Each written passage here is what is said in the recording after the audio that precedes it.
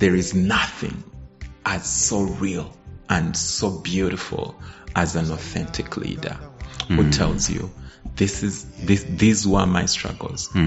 And guess what? Here is how I beat them. This is currently my struggle, and I am journeying to that place of beating them. I'm not where I want to be. I'm not where I used to be. I acknowledge that I need to work on this. Exactly. I'm working on this. Exactly. Yeah. This Help is what needed. Yeah. And maybe there are even pastors that are listening to us now, and they're in the space where they can't even, and the challenge with leadership is that it's such a lonely journey, because when you're up here, who do you talk to? I asked Doris Akol the same question that she was here. And she mentioned that leadership creates a halo. She called it a halo effect. And you know how a halo works? Like, you see how we understand saints and angels, that moonish light around their head, and that is where that's what causes the loneliness, because now the leader has to appear like he's a saint, and then the rest of the people are like, that guy has it together because they are shown. And I want you to think about this fact that in 2020, about 2 or 3 pastors committed suicide. Yeah.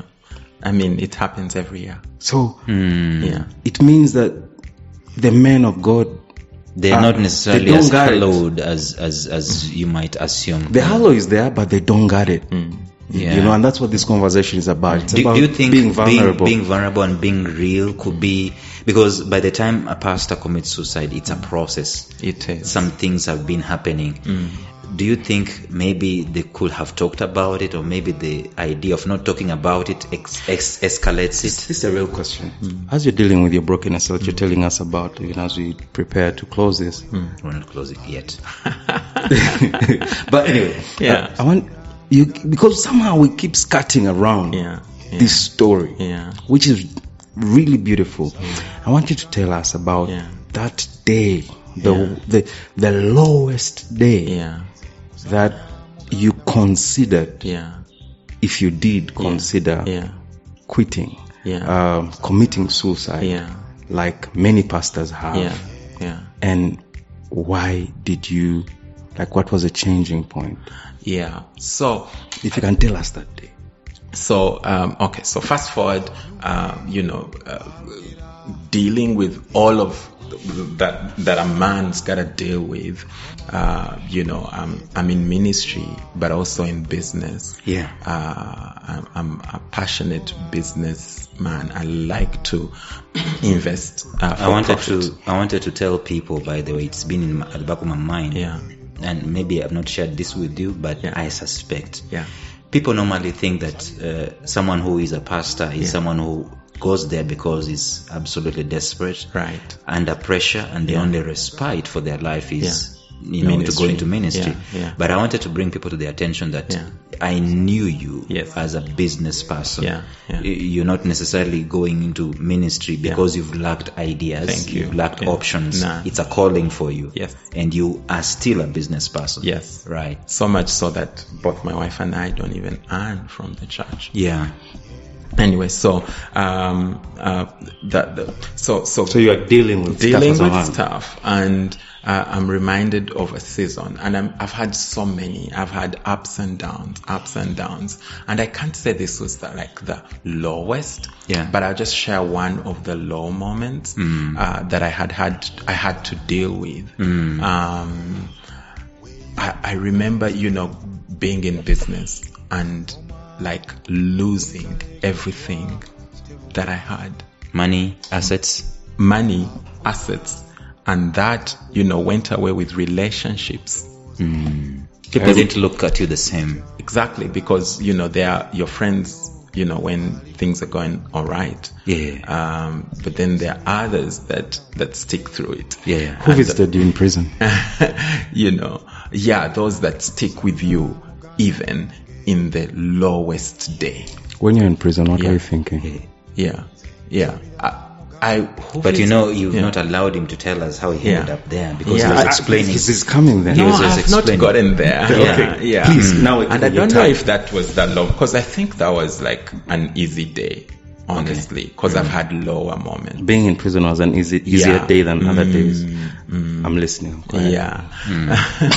Yeah. So, having lost everything, having lost relationships, having, wondering if I was good for anything. Right. And wondering, if God still could use this nothing to make something. Right. I remember this was like maybe 2012 or 11 or thereabout. I'm not so sure. Yeah. But I was homeless for a couple of days. Maybe weeks. One night, I remember being with friends that I thought were friends. And every one of them left. And then did they know you were homeless? Well, one of them did. They didn't talk to their yeah, they didn't. So I had to figure out where I was going. And the previous days I'd lived in with a couple of friends. But that night I felt like I was becoming a problem to people. So I went to the street. But please understand that this is a guy that everyone has looked at and many have identified with or looked up to. Now he has no home. Now he has nobody to run to. And you feel ashamed at some point in time? Not just ashamed, my goodness. I think ashamed is a light word. Right. Because you're an embarrassment. Yeah, how do you reconcile the two worlds? You are the it at one point, and now you are at the bottom of bottoms. The extreme opposite. So you have an idea of how next week will shine through for you, because at that point you are thinking, I think right now, if I died, it would be our best option. Yeah. Because then I would seize all these things, get off all the trouble. Yeah. And pressure off. Everyone will stop thinking about me. Yeah. And I remember right then, contemplating suicide. Unfortunately, fortunately, I didn't have money to buy what I could use to kill myself. You're too broke. What were you thinking of using? I just thought of many options. I didn't want to go through the painful experience. But I thought if I could just buy some poison that could take me out in 30 minutes, I feel this would be the perfect day. I feel I want to give this a moment just to sink in. Because as we say this, there are men out there who are at that place. So if we're to let that sink in, we'll ask this question. Looking back, where do you think the respite could have come from in an ideal society that is actually working? Right.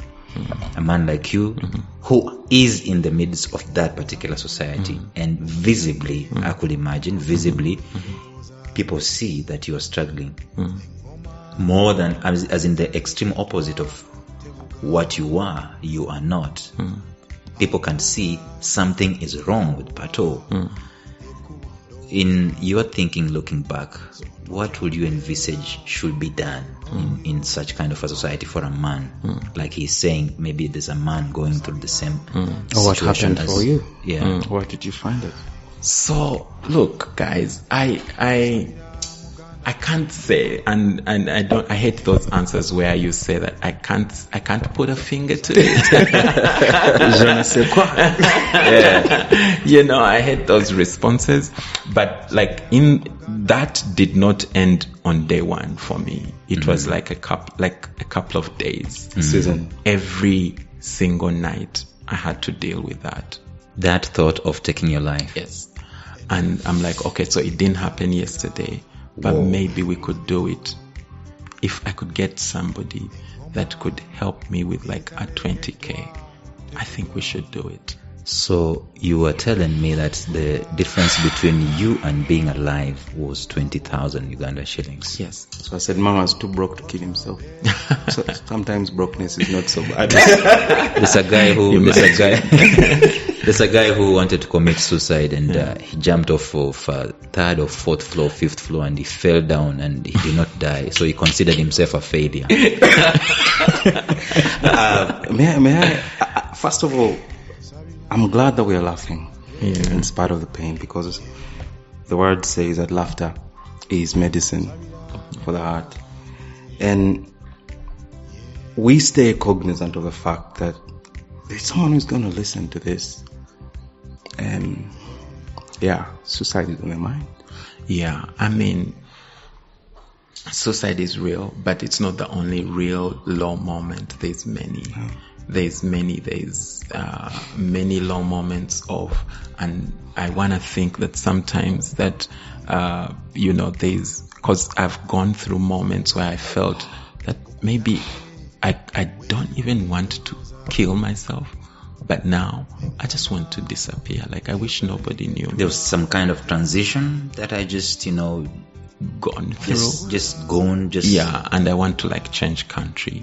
Ah. I want to like get new family, new friends, like get into a community where was that all about just the loss of assets and so on? Were there other underlying issues that probably you were going through? It was just economic? No, I think there were many. It's a combination of many stuff. Yeah, it's a combination, because at the time I had just been in ministry, and I even wondered whether the time that I served in ministry was worth it. Were you thinking like, God, can't you see what I did and sort me out? Exactly. So I was saying that. But now what that did for me is that it drove me downward spiral. So I was like, I'm quitting. Quitting ministry. I'm quitting relationship with God. And then God would, pull off like a day, like a few hours of showing you his goodness. And then you like have a meal. And you're grateful like, to God. Pukes. Can you imagine I had a meal? Whoa. And then, you're going through that hour and you're thinking, wow, God, thank you. I had a meal. Yeah. And so-and-so actually thought about me. It's a glimpse of... Exactly. I think I mean something to so-and-so. Yeah. I think I mean something to so-and-so. And just that small glimpse gives you another day. And so it pushes you into another couple of hours. And then the thoughts keep coming back. Yeah. I'm like, God, if you could just like help me. Were you talking to anyone professional? And unfortunately, no. And that's the other thing, that in those seasons, I was psychologically, emotionally sick. And that's why at that point, it's important to seek help, and I didn't. Now, let me ask you this question. Do we have, I keep asking this guy, do we have in our quote-unquote culture in this place, in our countries, do we have a safe place, so to speak, that if you got yourself in that situation that is uninvited or maybe even self-invited and you needed help, and you've even identified that you need help, do we have a place where people can just like easily get help? I think the church needs to be one of those, and at Vive we have those spaces. We have an entire ministry that we've dedicated, and we call it the Care Ministry. And we've dealt with real stuff. Real. It things. Works. Yeah, like crazy. Like like you're trained in psychology that, when you're speaking to a client, you need to have like a straight face and they get shocked. Yeah. But even in that moment, you're like, okay, I have seen days, but this is such a day. Like, oh my goodness. So people are actually going through stuff, right? Bro. You see it in the front lines. Like every single day. Wow. And I think that the church needs to be that, a place where men can run to and say, men and women, and say, this is what's going on.